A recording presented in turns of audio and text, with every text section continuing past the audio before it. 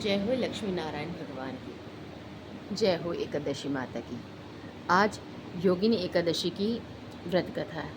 आषाढ़ कृष्ण पक्ष की कथा। युधिष्ठिर ने पूछा, हे जनार्दन, अब आप कृपा करके आषाढ़ मास के कृष्ण पक्ष की एकादशी का नाम तथा क्या महात्म्य है सो ये सब वर्णन कीजिए। श्री कृष्ण भगवान बोले, राजन, आषाढ़ मास के कृष्ण पक्ष की एकादशी का नाम योगिनी एकादशी है।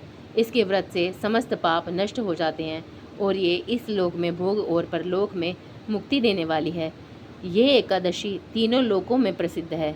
मैं आपसे पुराणों की कही हुई एक कथा कहता हूँ। अलकापुरी नगरी में एक कुबेर नामक राजा राज्य किया करते थे। वह शिव भक्त थे। उनकी पूजा के लिए एक माली पुष्प लाया करता था। उसका नाम हेम माली था और उसकी पत्नी विशालाक्षा अत्यंत सुंदर थी। एक दिन वह मानसरोवर से पुष्प ले आया, परंतु कामासक्त होने के कारण पुष्पों को रख करके पत्नी के साथ रमन में लगा और दोपहर तक नहीं आया। जब राजा कुबेर को उसकी राह देखते देखते दोपहर हो गई तो उन्होंने क्रोधपूर्वक अपने सेवकों को आज्ञा दी, जाकर हेमा माली का पता लगाओ कि वह अभी तक पुष्प लेकर के क्यों नहीं आया है। यक्षों ने कहा, राजन, वह माली अभी तक अपनी पत्नी के साथ रमन कर रहा है। यक्षों की वह बात सुनकर के कुबेर ने हेमा माली को बुलाने की आज्ञा दी। हेमा माली राजा कुबेर के सम्मुख डर से कंपकपाता हुआ उपस्थित हुआ और प्रणाम किया। उसको देख करके राजा कुबेर को क्रोध आया। वह बोले, हे पापी महानीच, तूने मेरे पूजनीय ईश्वरों के भी ईश्वर शिवजी का भी अनादर किया है। इससे मैं तुझे श्राप देता हूँ कि तू पत्नी का वियोग भोगेगा और मृत्यु लोक में जाकर के कोढ़ी होगा। कुबेर के श्राप के प्रभाव से वह उसी क्षण स्वर्ग से पृथ्वी पर गिरा और कोढ़ी हो गया। उसकी पत्नी भी उसी समय अंतर्ध्यान हो गई। पृथ्वीलोक में जाकर उसने महान दुख भोगे, परंतु शिवजी की भक्ति के प्रभाव से उसकी बुद्धि मलिन न हुई।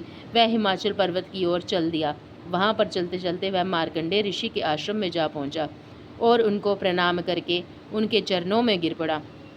मार्कंडेय ऋषि ने पूछा, तुमने कौन से कुकर्म किए हैं जिससे तुम कोढ़ी हो गए और महान दुख भोग रहे हो। हेमा माली बोला, हे मुनि, मैं यक्षदान कुबेर का सेवक हूँ। मैं राजा की पूजा के लिए नित्य प्रति पुष्प लाया करता था। एक दिन अपनी पत्नी के साथ विहार करते करते मुझे देर हो गई और दोपहर तक पुष्प लेकर के नहीं पहुँच सका। उन्होंने मुझे श्राप दिया कि तू अपनी पत्नी का वियोग भोग और मृत्युलोक में जाकर के कोढ़ी बन तथा दुख भोग। इससे मैं कोढ़ी हो गया हूँ और महान दुख भोग रहा हूँ। अतः आप कोई ऐसा उपाय बताइए जिससे कि मेरी मुक्ति हो। मार्कंडेय ऋषि बोले, तुमने मेरे सन्मुख सत्य वचन कहे हैं, इसलिए मैं तुम्हारे उद्धार के लिए एक व्रत बताता हूँ। यदि तुम आषाढ़ मास के कृष्ण पक्ष की योगिनी एकादशी का व्रत विधि पूर्वक करोगे तो तुम्हारे सभी पाप नष्ट हो जाएंगे। हेमा माली ने मुनि के वचनों के अनुसार योगिनी एकादशी का विधि पूर्वक व्रत किया। इस व्रत के प्रभाव से वह फिर अपने पुराने रूप में आ गया। श्री भगवान कृष्ण भगवान ने कहा, हे राजन, इस योगिनी एकादशी का व्रत का फल 88,000 ब्राह्मणों को भोजन कराने के बराबर है। इस व्रत के समस्त पाप दूर हो जाते हैं और अंत में स्वर्ग मिलता है। इस कथा का सार, व्यक्ति को पूजा आदि धर्म कार्य में आलस्य या प्रमाद नहीं करना चाहिए, बल्कि मन को संयम में रखकर सदैव ईश्वर की सेवा में तत्पर रहना चाहिए।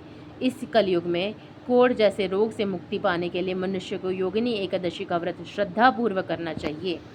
बोलिए सच्चे दरबार की जय। कथा समाप्त।